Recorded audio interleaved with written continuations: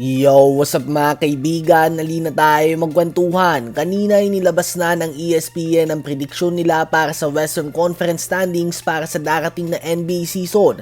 May ilan din na tama lang, may iba na medyo mataas at medyo mababa sa paningin ng madaming tao. Halimbawa ang OKC Thunder, ang iba ay nabababaan pa sa 59 wins na inaasahan sa kanila ng ESPN. Ang iba nga ay ine-expect na aabot sila sa 65 to 70 wins. Ganun pa man, majority talaga ng mga fans at analysts ay naniniwala na sila ang magiging number 1 seed sa West. Sa dahilan na sila nga ang kampyon at mga bata pa mga players sila at expected na maglalaro sila ng majority ng games. Ganun din ang tingin ng iba sa Denver Nuggets na sakto lang sa number 3 seed. Kahit nga saan nga daw sa top 5 ay acceptable ng mga fans para sa Denver Nuggets na in-improve din ng husto ang roster ngayong off-season. Habang madami naman ang nagulat ng mga fans sa ranking ng Golden State Warriors na number 2 seed with projected 56 wins dahil mukhang hindi nga daw ito makatotohanan. Ang Warriors nga ay may average age na almost 36 years old sa kanilang starting 5 kaya naman hindi inaasahan na abot ng 70 games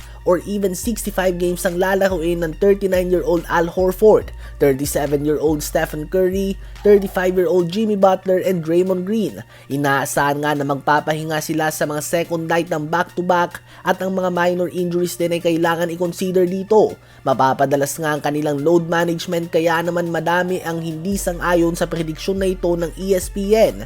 Madami din ang nabababaan sa Houston Rockets na nasa 5th seed lamang considering na number 2 nga sila last season at napalitan si Jalen Green ng Kevin Durant at si Dillon Brooks naman ng Dorian Finney-Smith at syempre nag-improve din sila Amen Thompson, Alperen Sengun at Jabari Smith Jr. Sa palagay nga ng madami ay top 3 team sa West ang Houston Rockets ngayon. Some are even saying na posibleng mahawakan nga nila ang number 1 seed at hindi ng champion OKC Thunder. Habang Lakers 6 seed ay mukhang tama naman daw ang pwesto nito. Subalit nilabas nga ang listahan na ito bago pa man i-anunsyo na out si LeBron ng 3 hanggang 4 na linggo dahil sa injury. So automatic 10 plus games ngang out si LeBron. So malamang ay may epekto nga sana ito kung sakali. Madami naman ang gulat na nilagay pa din ng ESPN ang Memphis Grizzlies sa 7th seed despite na injured sa umpisa ng season sila Ja Morant, Jaren Jackson Jr., Zach Edey at Brandon Clark. Nawala na din sa kanilang lineup si Desmond Bane mga kaibigan kaya naman hindi marami ang sang-ayon dito. Subalit ang madami talaga ang hindi natuwa sa pag-ranking ng ESPN ay sa Dallas Mavericks. Ang Mavs na may Kyrie Irving, Klay Thompson, Cooper Flagg, Anthony Davis, Derek Lively, D'Angelo Russell, Najee Marshall, Max Christie, PJ Washington, Daniel Gafford, Caleb Martin at Jaden Hardy ay hindi inaasa ng ESPN na makakapasok sa playoffs. Kung talent level ang pag-uusapan, walang duda na isa ito sa mga pinakamagaling sa buong NBA kung hindi man nga sila ang pinaka-talented na team.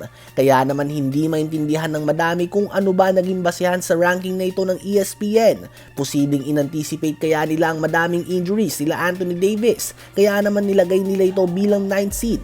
Ngunit nakikita nga ito ng Mavs fans bilang malaking disrespect sa team na sa palagay nila ay championship level na kung talent lang naman ang pag-uusapan. Ano ba sa palagay nyo ang dapat na ranking ng 15 Western Conference teams?